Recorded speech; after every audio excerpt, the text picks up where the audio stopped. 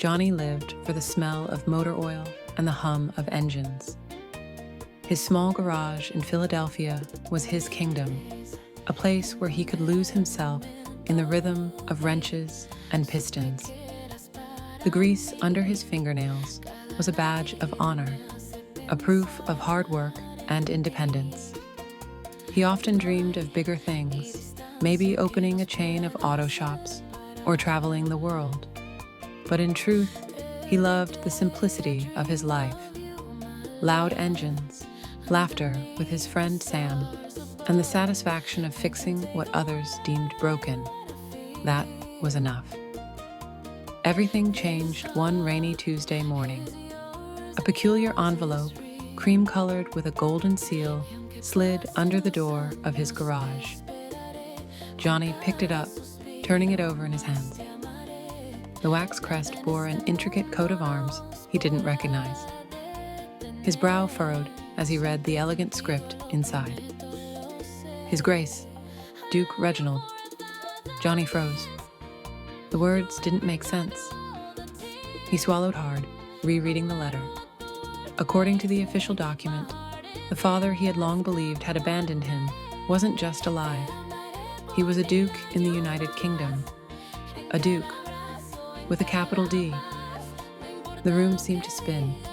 His mind raced. Could it be a mistake? A prank? He looked around at his cluttered garage, at the engines lined up like loyal soldiers, at the grease-stained overalls on the floor. How could a man who lived in a world of polished silver and grand estates be his father? The idea was absurd, yet the letter was official, stamped and signed with authority. Johnny's heart pounded with conflicting emotions: disbelief, anger, curiosity, and a strange, fluttering excitement. Questions filled his mind. Why had his father never tried to contact him? Why reveal himself now, after all these years? And most pressing of all, what did this mean for Johnny's life? Was he supposed to leave his garage, his friends, and the city he loved, to step into a world that seemed like it existed only in fairy tales? He sank into a chair, the letter trembling in his hands. Part of him wanted to laugh at the absurdity, while another part felt an inexplicable pull, a sense that something larger than himself was waiting, the reality of a royal family, a father he didn't know, and a life completely different from the one he had built, weighed on him like a strange, heavy promise. By the end of the day, Johnny had made a decision. He didn't know what he would find across the ocean, and he certainly didn't know if he could belong in a life so foreign to him. But curiosity, and perhaps a hint of destiny, was too strong to resist. He would go. He would meet his father, face this newfound world, and see for himself what it meant to be a duke's son. With a toolbox in one hand and a suitcase in the other, Johnny packed his life into a few hastily thrown together bags. He didn't know whether he was ready, but he was ready enough. England awaited, and with it, a future that promised confusion, chaos, and perhaps something he had never dared to hope for: a family. Johnny had never flown farther than the occasional road trip, and the idea of leaving Philly for England felt surreal. Yet here he was, dragging a suitcase in one hand and his trusty toolbox in the other through London Heathrow. The rain fell in polite, steady drops, soaking his hair and darkening his grease-stained t-shirt. People rushed past in sleek coats, speaking in rapid-fire accents that made his head spin. Johnny squinted, unsure whether to follow signs or chase a passing taxi. It was then that Prudence appeared. She seemed to materialize from thin air, clipboard in hand, perfectly composed in a tailored coat that contrasted sharply with Johnny's rumpled overalls. She studied him with an almost imperceptible sigh. though her sharp eyes betrayed a hint of amusement. "You must be Johnny," she said, voice calm but firm. "I'm Prudence, the Duke's advisor. Welcome to England."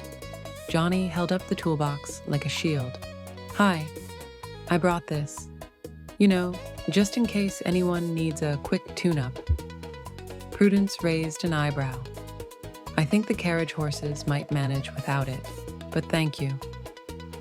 Before Johnny could respond, his foot caught on a curb, sending suitcase and toolbox clattering to the pavement. Prudence, with reflexes honed from decades of managing the eccentricities of nobility, grabbed the suitcase just in time to prevent a total disaster. "Step 1, she said, deadpan. "Survive the puddles. Step 2, survive the estate." Johnny laughed, brushing himself off. "And step 3 is learning to speak posh, right?" Her lips twitched in a barely restrained smile. "We'll see." The drive to the estate was another adventure. Johnny struggled to climb into the elegant carriage without knocking anything over, muttering apologies to the driver and flinging sideways glances at Prudence, who seemed entirely unfazed by his chaos. He couldn't help but marvel at the sprawling countryside, the manicured gardens, and the sheer size of the manor that awaited him. It looked like something out of a storybook, an intimidating, impossible, and yet oddly inviting storybook. As they entered the grand hall, Johnny's eyes widened. Chandeliers sparkled above him, marble floors stretched endlessly, and portraits of stern ancestors glared down from the walls. He nearly collided with a suit of armor, his toolbox scraping the polished stone. Prudence intercepted him with quiet efficiency, righting the toolbox and guiding him forward. "Inside, Mr. Duke in training," she said, folding her arms. "Try not to break anything yet." Johnny grinned sheepishly. "No promises." Prudence gave him a pointed look, but couldn't hide the flicker of amusement. She had managed the Duke's affairs for years, survived visiting royalty, and maintained the delicate balance of propriety in the estate. But Johnny was proving to be a delightful anomaly. His charm, clumsiness, and irrepressible honesty made her want to sigh, scold, and laugh all at once. On the way to his new quarters, Prudence explained the rules: proper etiquette, the upcoming formal dinner, how to navigate servants and guests, and most importantly, that casual Philadelphia humor would need careful calibration around the aristocracy. Johnny nodded enthusiastically, though he couldn't resist a teasing comment now and then, earning raised eyebrows and faint smirks from Prudence. By the time they reached his room, a massive suite with velvet curtains and antique furniture, Johnny felt equal parts awe and panic. He looked at Prudence, the perfect picture of composure, and wondered how anyone could survive here without losing their mind. "Well," he said, setting down his toolbox with a thud, "I guess I better get used to this place.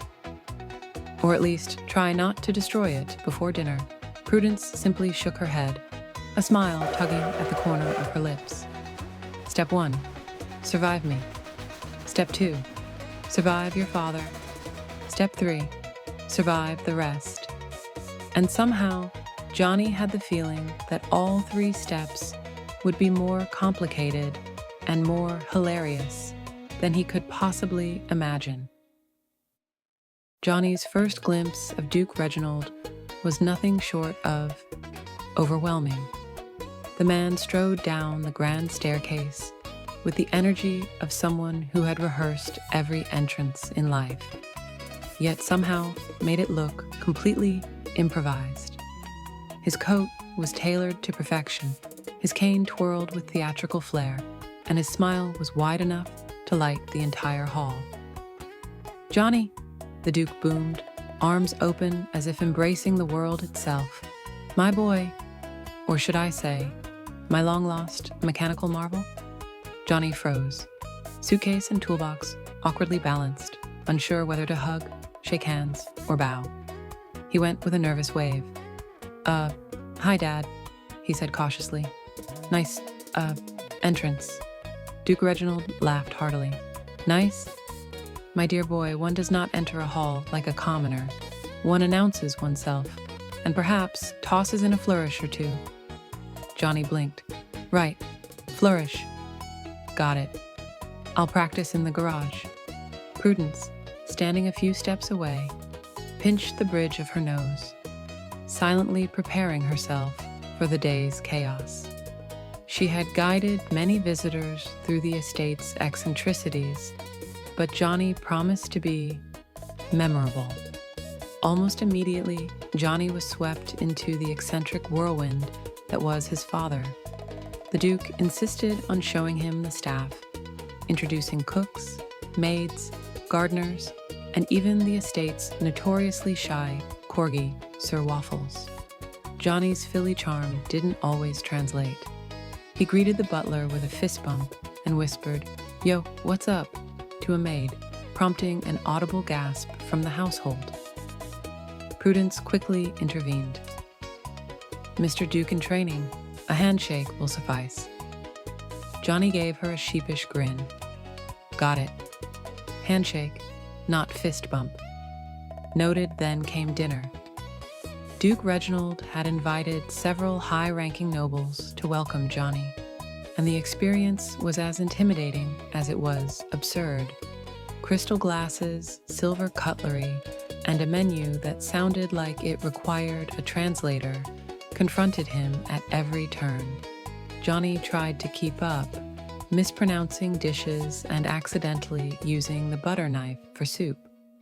Prudence, ever vigilant, discreetly guided his hand and whispered corrections. Her patience tested but unwavering. Johnny, frustrated at being corrected, yet secretly impressed by her efficiency, muttered under his breath, "I swear, this girl could run the whole country herself." But the Duke wasn't finished.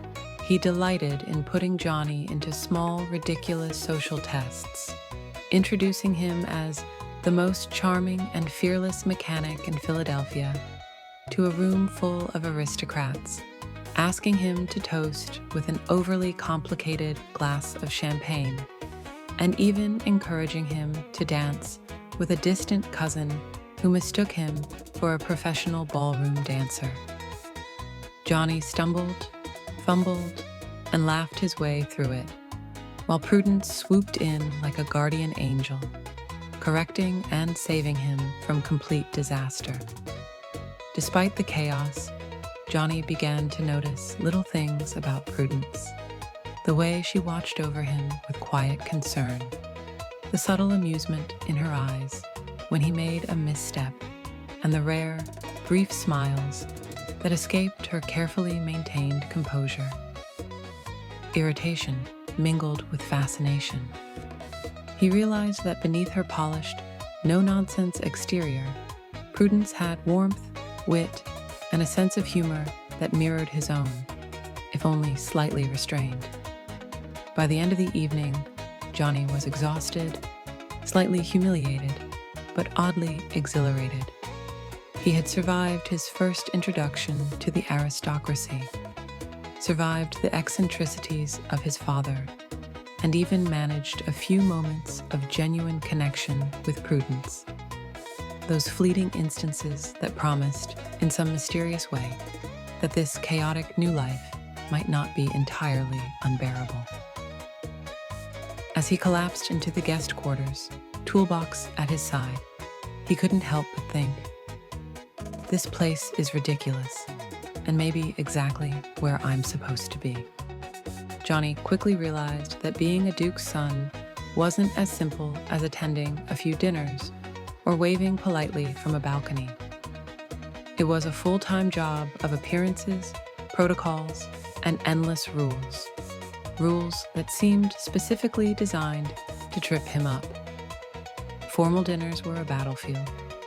Johnny attempted to memorize titles and names, but inevitably called Lady Penelope Princess Pancake and mispronounced Sir Reginald's cousin's name as Baron von Bubble. He accidentally reached across the table for the caviar and tipped over the wineglass, narrowly missing Prudence's foot. She caught it just in time, sighing, half exasperated, half amused. "Johnny," she whispered, her voice steady but tight. "If you put your elbows on the table one more time, I swear the Duke will have a heart attack." Johnny grinned sheepishly. "Elbows off." "Got it. But hey, I didn't spill anything on your shoes, did I?" Then came polo lessons. Johnny had never ridden a horse beyond the occasional mechanical carousel. On his first attempt, he swung the mallet like a baseball bat, missed completely, and somehow managed to send the polo ball flying into the hedge where the estate gardener was tending roses. Prudence's sharp, no-nonsense expression briefly cracked into a smirk. "You're fearless," she said, eyebrows raised. "I'll give you that." "Or hopeless," Johnny replied, climbing off the horse with a dramatic flourish, boots covered in mud. "Depends on how you look at it." Charity events were another challenge. Johnny's casual Philadelphia charm occasionally worked wonders. He charmed donors with his honesty, humor, and willingness to get his hands dirty. But it also drew horrified gasps from the aristocrats, who expected polite smiles and rehearsed speeches. At one fundraiser, he tried to help set up a centerpiece and accidentally toppled an entire display of crystal vases. Prudence had to step in again, smoothing things over while keeping her voice calm. Yet, despite the chaos, Prudence began to notice something about Johnny that the polished, well-mannered nobles never had: authenticity. He didn't try to impress anyone with fake charm or rehearsed words. He stumbled. He laughed at himself. He cared genuinely about people and the work he did. It was refreshing. In the quiet moments between lessons and events, she caught glimpses of the man beneath the missteps, the warmth, humor, and integrity that made him stand out. And while she tried to hide it, she found herself smiling more often than she thought possible. Sometimes even when he was covered in mud or apologizing for calling a duchess by the wrong name. Johnny, for his part, was beginning to see Prudence differently too. At first, he had thought of her as a stern guide, a constant monitor of his every mistake. But slowly, he recognized her care, her subtle humor, and the fact that she was the only one keeping him from complete disaster. He began to enjoy the banter, the little arguments over etiquette, and the way her eyes sparkled when she thought he hadn't noticed. By the end of the week, Johnny had survived his first series of royal obligations with minimal injuries to life and limb, and he was beginning to feel like maybe, just maybe, he could belong in this strange new world. He was still clumsy, loud, and wholly unrefined, but he was himself, and in a place filled with polish and perfection, that was starting to matter. It started with a car. Not just any car, but the Duke's prized vintage Rolls-Royce, a gleaming relic of British craftsmanship that had been sitting in the estate's garage for years. Johnny knelt beside the engine, sleeves rolled up, grease smudged across his forearms, completely in his element. Prudence watched from the doorway, clipboard forgotten, curiosity piqued. "You really know what you're doing, huh?" she said, stepping closer, arms crossed. Johnny didn't look up, his hands working deftly. "I fix cars. Old, new, weird, impossible. You name it, I'll make it run again." He paused, wiping his hands on a rag. even if it has a royal pedigree and people faint at the sight of it. Prudence allowed herself a small smile. I suppose that makes you essential here in your own messy way. Johnny grinned. Messy way, huh? That's my brand. He glanced up at her, noticing something in her expression. A warmth that hadn't been there before. Something that made her laugh lines soften, just slightly, around her eyes. They worked side by side, Prudence handing him tools, offering instructions she didn't need to give, and Johnny teasing her about taking everything too seriously. Honestly, you're obsessed with order, he said, tightening a bolt with a grunt. You even alphabetize the screwdrivers, don't you? Prudence raised an eyebrow. Better than letting you drop them on the floor. And yes, alphabetically. Why? Johnny laughed, wiping sweat from his forehead. Because it's adorable, that's why. Prudence's cheeks tinged pink, though she quickly masked it with a sigh.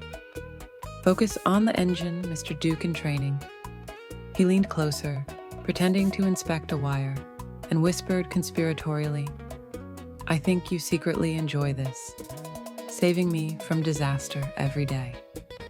Prudence's lips twitched. I don't know what you're talking about. Their hands brushed as he reached for a wrench. Neither pulled away immediately. There was a charge in the air, subtle but undeniable.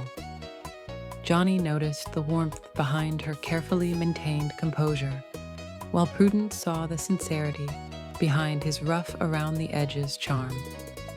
Hours passed in a comfortable rhythm.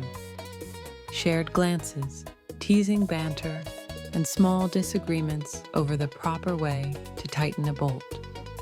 By the time the Rolls-Royce purred to life, both felt something had shifted. Johnny leaned back, wiping his hands. There, good as new. He looked at Prudence with a grin. And we survived. Again, Prudence nodded, hiding a smile behind her hand. Barely. Johnny's grin widened. You know, I think we make a pretty good team. Prudence glanced at him, eyes softening. Maybe, if you keep your hands off the table manners and on the engines, we could. He laughed, a low, genuine sound that made her heart skip. There it was, a spark. They both felt it, but neither acknowledged it aloud. Instead, they packed up the tools, their shoulders brushing, lingering a little longer than necessary. For the first time since arriving at the estate, Johnny wasn't thinking about protocol, polish, or propriety. He was thinking about her, Prudence, the woman who could scold him, challenge him, and somehow make him feel like he belonged, even in a world he didn't understand. And Prudence, despite herself, couldn't stop thinking about him, the messy, honest, fearless man who brought chaos, laughter, and a little bit of light into her carefully ordered life. The gala was supposed to be elegant, polished, and above all, disaster-free. Glittering chandeliers, a string quartet, and tables covered in fine linens set the stage for a perfect evening. Johnny, dressed in a tuxedo that was several sizes too tight and clinging to his toolbox like a lifeline, felt anything but prepared. Prudence had spent days briefing him on every nuance, which fork to use, when to nod, whom to compliment, and how not to knock over priceless centerpieces. She had rehearsed scenarios in her mind for weeks. She was ready. Johnny, of course, had other plans. It started innocently enough.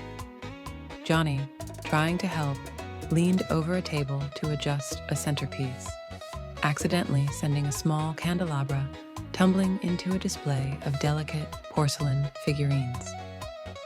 A gasp echoed through the room. "Johnny," Prudence hissed under her breath. dashing forward to steady the chaos. Before she could correct him, a waiter tripped near the edge of the ballroom, spilling champagne over a visiting ambassador's coat. The Duke, meanwhile, was distracted, entertaining a cluster of nobles with an elaborate story about a hunting mishap. And then came the misunderstanding. Johnny, attempting to salvage the toppled centerpiece, picked up a silver vase and accidentally nudged another table. It looked, to the assembled guests, as though he were deliberately sabotaging the decorations. Whispers began to circulate. "Is he trying to ruin the gala?" one guest muttered. "I can't believe the Duke's own son." Prudence's eyes widened in horror. She had meticulously planned this event, and now it was unraveling before her very eyes. She grabbed Johnny by the arm. "Follow me." "Now, wait, what?" "I'm not sabotaging anything," Johnny protested, bewildered. "Just trust me," she snapped, her voice tight with urgency and embarrassment. They ducked behind a set of tall curtains, Prudence quickly assessing the situation. Johnny's blue eyes were wide with confusion, his hands covered in bits of glitter and spilled champagne. "Okay," Prudence said, taking a deep breath. "Here's the plan. We fix this before anyone notices. You'll follow my lead exactly." And no improvising, Johnny saluted playfully. "Yes, ma'am," led the way. What followed was a whirlwind of improvised heroics. Johnny dashed to catch falling decorations, steadying a chandelier that had somehow come loose. Prudence directed staff with precision, juggling apologies to the offended guests and whispering instructions to Johnny.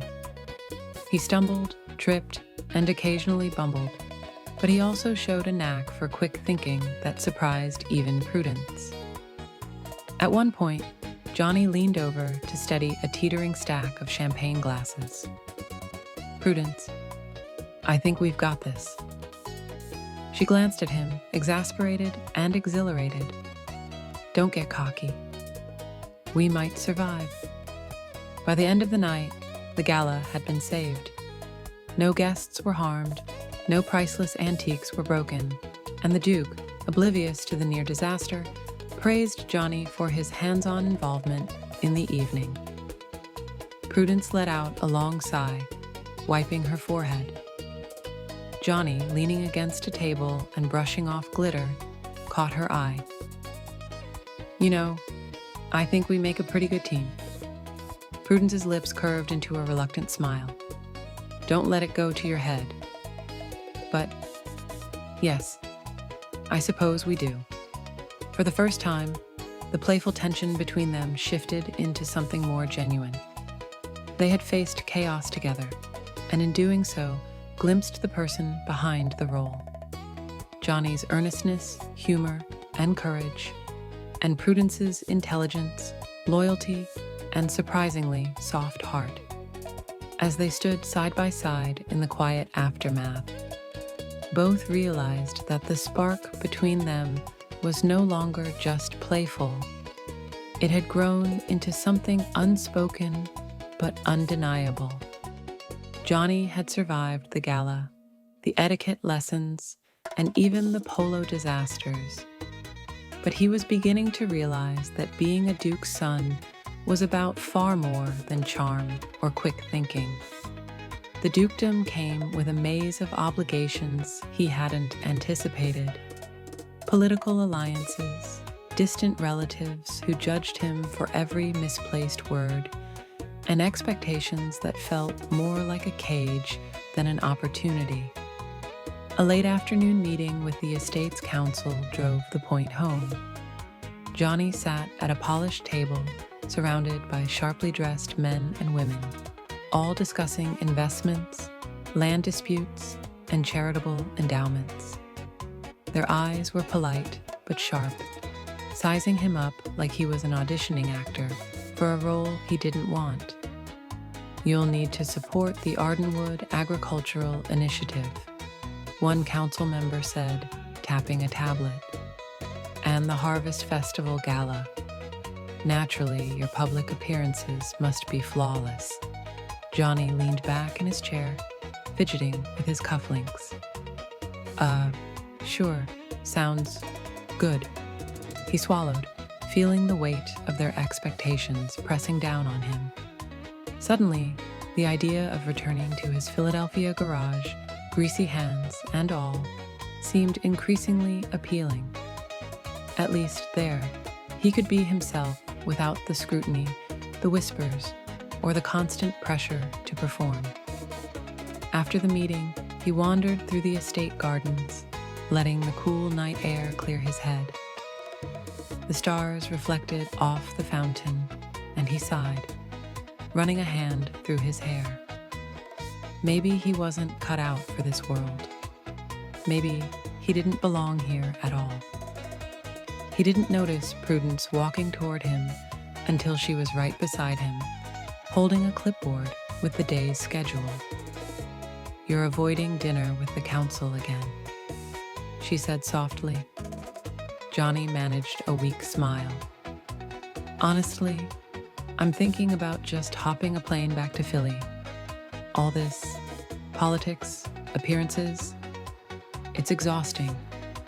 Prudence studied him, her brow furrowed. "Johnny, I get it, but leaving won't solve anything. You might think you don't belong here, but that doesn't mean you aren't needed, or that this world can't learn from you." Johnny looked at her, the moonlight catching the soft curve of her jaw, the sincerity in her eyes. "Prudence, I don't even know if I can do this. I'm just a guy from Philly." "You're more than that," she said quietly. "And don't forget, you're not alone." Her hand brushed against his as she passed him the clipboard, a fleeting touch that made his heart skip. They stood there in the quiet, the hum of the estate around them, neither speaking. A tension hung in the air, not uncomfortable, but charged, teasing, and undeniable. Johnny realized he wanted Prudence there, wanted her to see him as more than just the clumsy outsider. Prudence, in turn, felt her pulse quicken at his presence, knowing she was drawn to him more than she cared to admit. A soft breeze rustled the trees, carrying a faint scent of roses. Johnny looked at her and almost spoke, but words failed him.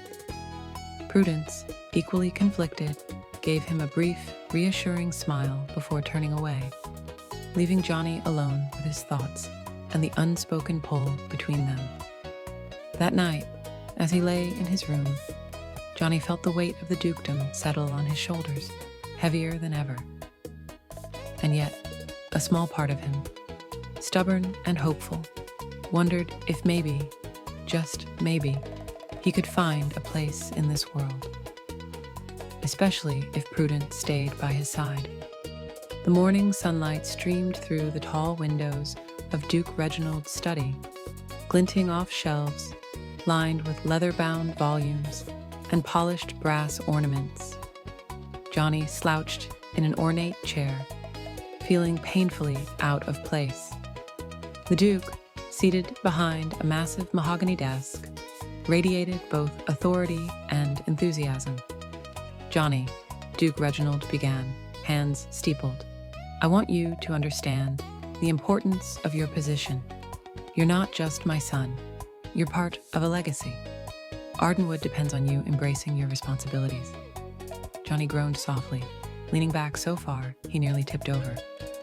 "Dad, I get it. But I'm me. I fix cars. I talk fast. I spill coffee on myself at least twice a day. I don't know, bow correctly or say the right things at luncheons or whatever it is you do here." The Duke's expression softened. "Being a Duke doesn't mean losing yourself, my boy. It means learning how to make the world better with who you are." Johnny rubbed his forehead, exasperated. "I don't know if I can do that. I feel like I'm living someone else's life, in a world I never asked for. Prudence, who had been quietly observing from the doorway, stepped forward. Her tone was firm but gentle. Johnny, you don't have to lose yourself to belong here. You bring honesty, energy, and a perspective no one else has. That's valuable, more than polished manners or perfectly folded napkins. Johnny looked at her, surprised. You really think so? I do, she replied, with a small smile tugging at her lips.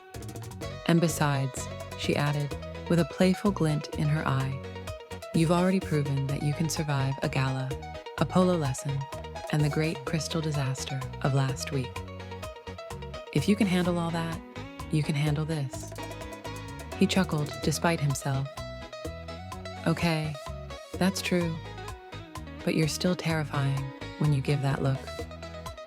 Prudence laughed softly, shaking her head. I'm not terrifying. I'm protective. You've got enough people expecting perfection from you.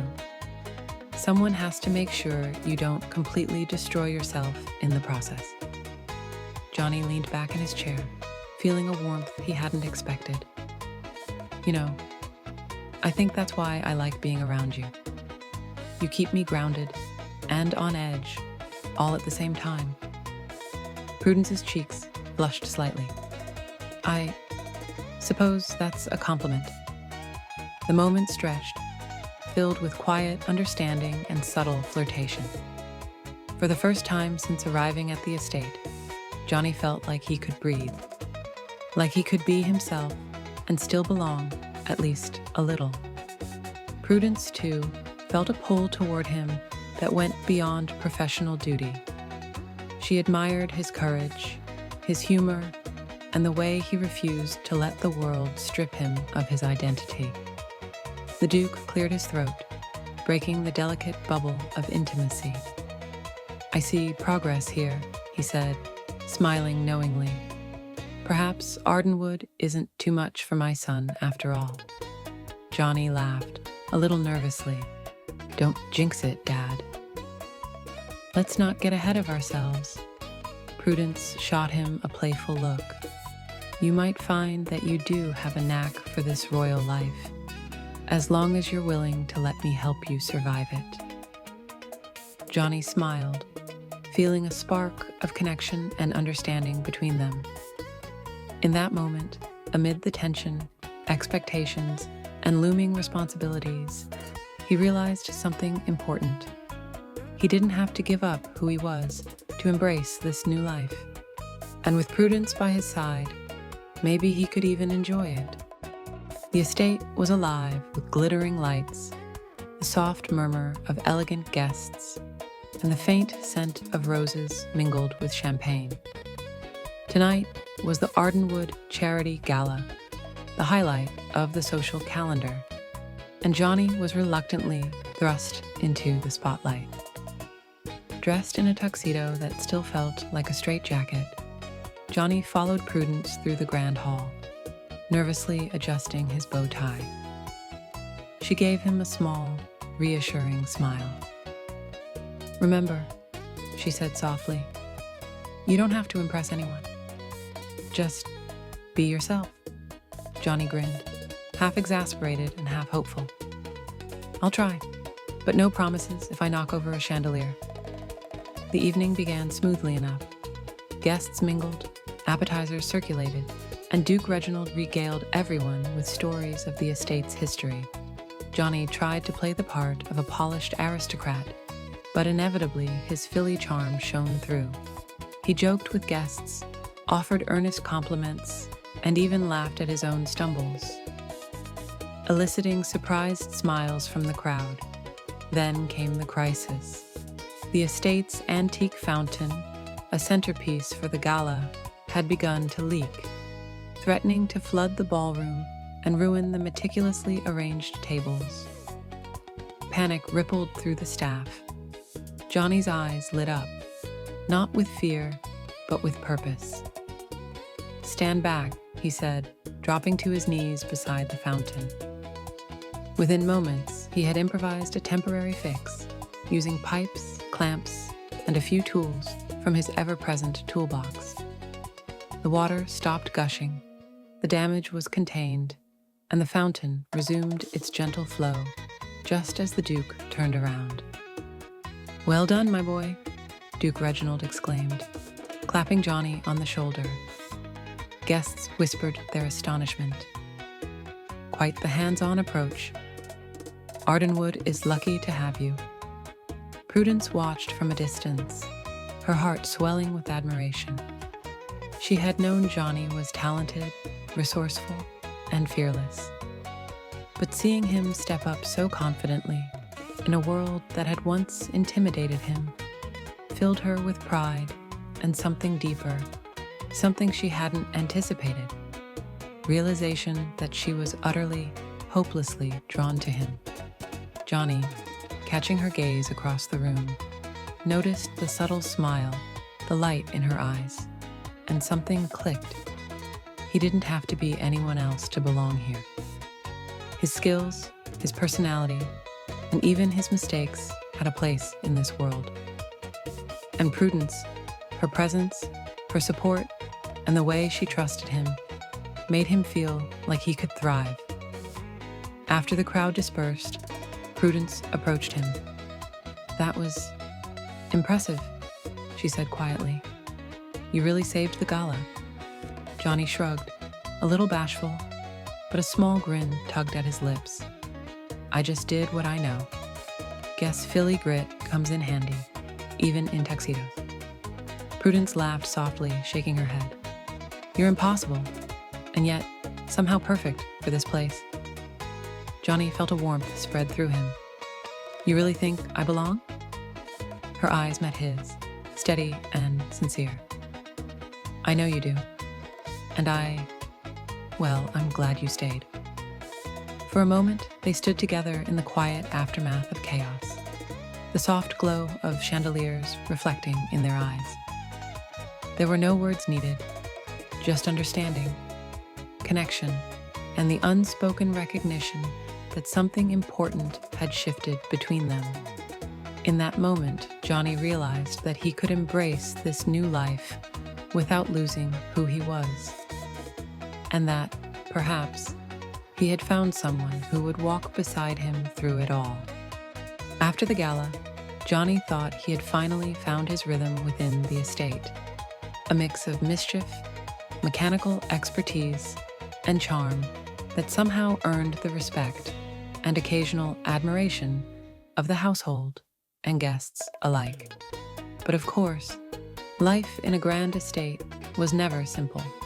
Enter Veronica Ashcroft, a socialite with a sharp tongue, impeccably polished shoes, and a talent for causing drama. She had taken an immediate interest in Johnny, not out of genuine affection, but because she sensed chaos and thought it could be leveraged. At a midweek charity luncheon, Veronica whispered to some guests, "I hear the Duke's son fancies the advisor, though she clearly finds him intolerable. I wonder if there's trouble brewing word spread like wildfire." The staff exchanged knowing glances, and soon enough, Johnny noticed Prudence giving him a side-eye that was equal parts suspicion and confusion. "Johnny," she said later, cornering him near the estate's gardens. What exactly is going on with Ms. Ashcroft and these rumors?" Johnny laughed, scratching the back of his head. "Prudence, nothing is going on. She's just dramatic, and apparently thinks it's fun to mess with us. I promise, none of it's true." Prudence raised an eyebrow, unconvinced. "You need to make sure everyone knows the truth." And Johnny, being Johnny, had a plan. Straightforward, honest, and just chaotic enough to work. At the next formal gathering, he requested the Duke's microphone, his Philly charm drawing curious glances from the assembled crowd. "Ladies and gentlemen," he began, bowing slightly, "I think there's been a bit of confusion. I've heard some rumors about me and Prudence here." He gestured toward her. She stiffened, cheeks heating. Johnny smiled, raising his hands in a gesture of sincerity. "Let me clear it up. I've been a disaster at everything. Dinners, polo, even the great fountain incident. But one thing is true. I wouldn't have survived this world without Prudence. She's brilliant, brave, and, well, incredible. And not just because she saved me from embarrassing myself 100 times, but because she's the one I actually want in my corner." A stunned silence fell over the room, broken only by Prudence's rapid heartbeat. Then, slowly, a warm applause began. Prudence, flustered but smiling, finally admitted aloud, "Johnny, I feel the same way." The tension melted. Veronica, flustered and defeated, could only glare as Johnny and Prudence exchanged a triumphant glance. For once, there was no misunderstanding, no chaos, just honesty, laughter, and the beginning of something real. As the crowd mingled, Johnny leaned toward Prudence. "So, we're good?" Prudence nodded, cheeks still pink. "We're more than good. Just don't try to fix the chandelier again, okay?" Johnny laughed. "No promises." In that moment, amidst the laughter and applause, they realized that honesty, humor, and a little chaos were enough to clear any misunderstanding, and maybe, just maybe, enough to start something wonderful together. Johnny sat alone in the estate's quiet garden, the night sky dotted with stars, the soft murmur of the fountain beside him. The letter from Philly lay unopened on a nearby bench. Returning home, returning to the life he had always known, felt safe, comfortable, familiar. Yet the thought of leaving this new world, his father, the estate, Prudence, tightened something in his chest. Prudence approached, her footsteps soft on the cobblestone. She paused beside him, hands folded, eyes warm yet serious. "You're thinking about leaving," she said quietly. Johnny shrugged, trying to appear nonchalant, but his voice betrayed him. "I don't know. Maybe I should. I mean, Philly's home. It's what I know. And this life here, it's complicated. It's everything I'm not sure I can handle." Prudence sat beside him, close enough that he could feel her presence. "Johnny, you don't have to be anyone but yourself. You don't need to be polished or perfect or whatever they expect a duke's son to be. You just need to be you. That's enough." Johnny turned to look at her, the sincerity in her eyes cutting through his doubts. "You really think so?" "I know so," she said firmly, a small teasing smile tugging at her lips. "And honestly, I'm not sure anyone else could survive your messes and still make me laugh the way you do." He laughed softly, the tension in his shoulders easing. "I guess that's one vote in favor of staying, huh?" Before Prudence could respond, Duke Reginald appeared, arms crossed, but smiling knowingly. "Johnny, my boy," he said, clapping him on the shoulder. "Life is about more than expectations. It's about heart, and you've got plenty. Ardenwood isn't asking you to change, it's asking you to shine as yourself." Johnny felt a swell of gratitude and affection. Here was a father he had never known, yet whose support felt real and unconditional. Here was a woman who challenged him, guided him, and made his heart race in ways he had never expected. And here was a life, chaotic and unpredictable, that suddenly seemed full of possibility. He stood, taking a deep breath. "Okay, I'm staying. Not as a perfect nobleman, not as someone I'm not, but as me, Johnny. Philly Johnny." Grease and all, Prudence's eyes sparkled, and she reached out, taking his hand. "Good choice. I think Ardenwood and I will be much happier for it." Johnny grinned. Then it's official? It's official, Prudence confirmed, leaning closer.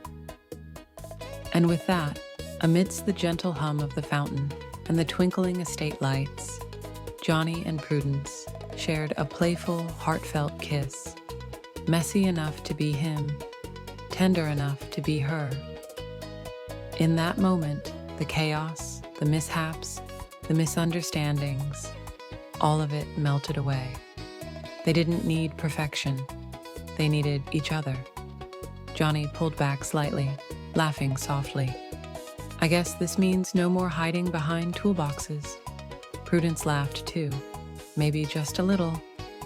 Hand in hand, hearts full and spirits light, they walked back toward the estate together. Johnny knew that life in England wouldn't always be smooth, but with Prudence by his side and with his own heart leading the way, he was ready for anything. Life at Ardenwood had settled into a rhythm that was equal parts chaos and charm, largely thanks to Johnny. He had embraced his new role as the Duke's son, not by trying to conform, but by being unapologetically himself. His hands were still grease-stained, his jokes still rough around the edges, and he had somehow found ways to merge his mechanical skills with his aristocratic responsibilities. Prudence had changed too, in subtle and delightful ways. She still maintained order, guided staff, and kept the household running like clockwork. But she had discovered the joy of laughter that came from loving someone unpredictable. She laughed more, smiled more, and occasionally allowed Johnny to challenge the rules, knowing that chaos could be a good thing when it came with heart. The Duke observed it all with a knowing grin. He had always believed that Ardenwood needed vitality, warmth, and a little unpredictability. With Johnny and Prudence, he had found all three, and more. Pride shone in his eyes as he watched his son navigate royal duties with honesty, humor, and a rare, unpolished brilliance, and his future daughter-in-law balance care, intellect, and a mischievous spark that matched Johnny's own. One sunny afternoon, the estate hosted a lively garden party.